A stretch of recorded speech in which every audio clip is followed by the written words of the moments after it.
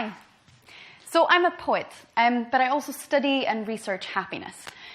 And aside from the general stereotype of poets only writing about sad things, it means I think a lot about happiness and what makes us happy and how we can make ourselves happier as people and as societies. And so just to make you all really uncomfortable and get you out of your comfort zones, you've had a whole day to sit and listen to all these wonderful speakers and just sit still and take it in. I'm going to force you to do the work. So I'm going to do a happiness survey in the shape of a poem. I'm going to ask you questions, and if that question applies to you, if that is true for you, I want you to raise your hand. If several questions in a row are true for you, I want you to keep your hand up. So as a trial run, who here is really quite enjoying TEDx? Good. The organisers have done well. Who here has ever felt happy? Who here has ever felt like they're not appreciating the good things enough? Who here has felt overwhelmed by the bad things? Who here has ever felt, even just for a second, like the bad things might outweigh the good? Who here has felt like they don't know how to change things? Not just me then. Who here, when they think about the word happy, pictures someone skydiving? Or a bunch of people in matching pastel shirts laughing in a perfectly clean kitchen? Or a bunch of people on a beach jumping at the exact same time in a sunset? Or a beautiful, slim white woman laughing alone with a salad? I know I do. Who here, when they think about the word happy, pictures someone thinner than them? Who here, when they think about the word happy, pictures someone healthier than them? Who here, when they think about the word happy, pictures someone who probably has more money than them? Who here, when they think about the word happy, pictures themselves? I never used to. Who here has ever made a New Year's resolution to become thinner, healthier, or save more money? Who here has ever made a promise to figure out what makes them happy? I'm only just now learning how. I am 22 years old. I could give you color-coordinated charts of the inner workings of the UN, dictionary perfect definitions in 3 languages, and I have never in my life failed a test, but I'm only just now learning how to be happy. I am 22 years old, and for the first time in my life, I decided to spend a year figuring out what makes me happy and how I can do more of it. You see, I'm only just now learning how to be happy. This is stuff no one will teach you. You're going to have to teach yourself, and I'm only just now learning how to be happy. I'm only just now learning how to be happy, and I hope you've started learning too. So, I've been thinking a lot about happiness. And what I realize is a lot of these ideas that we all have of happiness, of the kind of skydiving, magical, climactic, joyful, momentary happiness that we're sold and that we're told through advertising and media, isn't really factually true.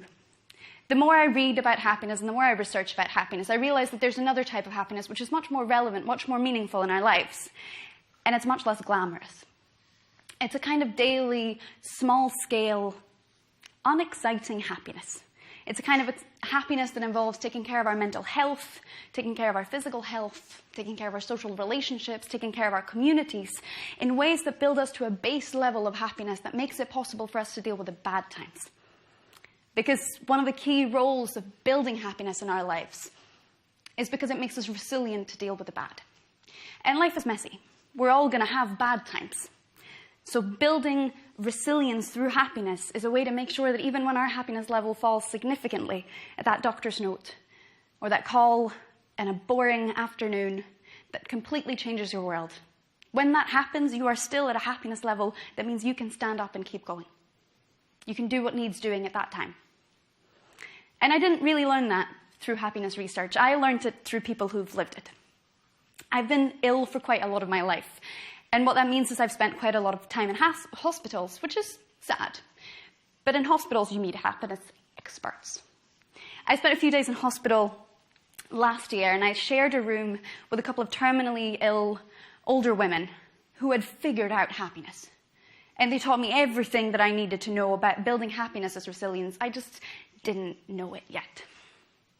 The old ladies in the hospital, man, they've got it all figured out.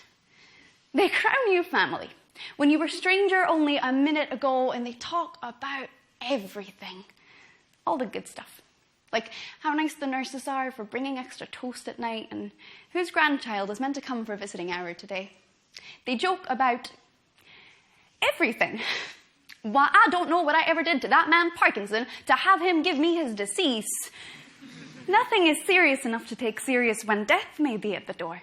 These beds have been rolled around more than once before, and I don't know who left or through what door for me to earn a place, but I know I no longer need to earn it.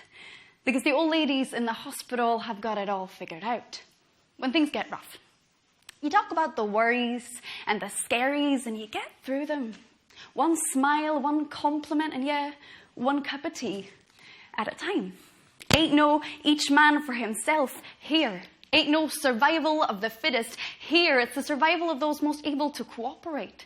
The survival of those most able to care for more than themselves. It's the survival of us, collectively. What does it matter if I get better if you get worse? How could I be winning if we are losing? So it is with society. And so it is with Ward 210. Because the old ladies in the hospital, they've got it all figured out. When things get real rough. When things get real rough. When Jessie struggles to reach her straw only to get it stuck so far down her throat, she starts suffocating, and Nancy is too far away from her walker to reach her on time, and the rest of us have too many things hooked into our bloodstreams to move when things get real rough. You call for help. Capital H. But when helps come and helps help, do you ask how help is doing today? Because no one's life is easy. Did help get some rest after her shift last night? Has her youngest stopped crying from the toothache? You listen to help too, because we are all in this together. And the old ladies in the hospital have got it all figured out. Because they are fearless in the face of fear. Because they will literally hang their old laundry out in public and flash each other by opening their gowns daily. Before they will feel shameful in the face of shame. Because they put their hearts and minds and scars out in the open. You know you can trust them with your life. So I've been thinking a lot about happiness. And the more I've thought, the more I've researched, and the more I've tried to live by current happiness research, the more I've realized that a lot of what we're told about happiness and what a lot of self-help books tell us just isn't true. Because what they'll tell us is that we can think ourselves happy. That happiness is something that happens in our head or in our bodies. And in the research, that just isn't a very supported idea. Most of the research shows us that happiness is something that happens between people. Happiness is something that happens when we take care of our communities and our social relationships. In fact, the kind of ideas that we have of this perfect joyous happiness, of this fancy car and this impressive merit, those are a short-term type of happiness that leaves very little mark on our long-term lives. If we're looking at indicator of happiness in the long run, money doesn't buy happiness. Success doesn't buy happiness. Personal achievement doesn't buy happiness. In fact, once we have a level of money that we can cope every day without constantly worrying about how to put food on the table or how to send our kids to school, once we have that, any more money doesn't make us any more happy. But what does is taking care of our social relationships. And my favorite fact about happiness, what does make us happier is sharing ideas and sharing art. So everyone should go to TED. This kind of thing, where we share ideas and art and interact with each other in this kind of way, is 100% guaranteed to make you happy. Or at least pretty likely. If I were to give you just one piece of advice on how to be happier, it would be this: make art. The research shows us that when we make art about the difficult things in our lives and in the world that we see around us, we help build resilience to cope with those things, to change those things. And when we make art about the things that are good in our lives and the things that we are hopeful about in our world, it helps us appreciate the good things more. And it doesn't matter if that art is good or bad. We're still going to have a happiness effect from making it. So if I were to give you one piece of advice, it would be this: make art. It will make you happy, and that will make the people around you happy too. I've never been much for art's sake. If it doesn't do anything to us, why do we spend so much time doing it? I want poetry like First Touch.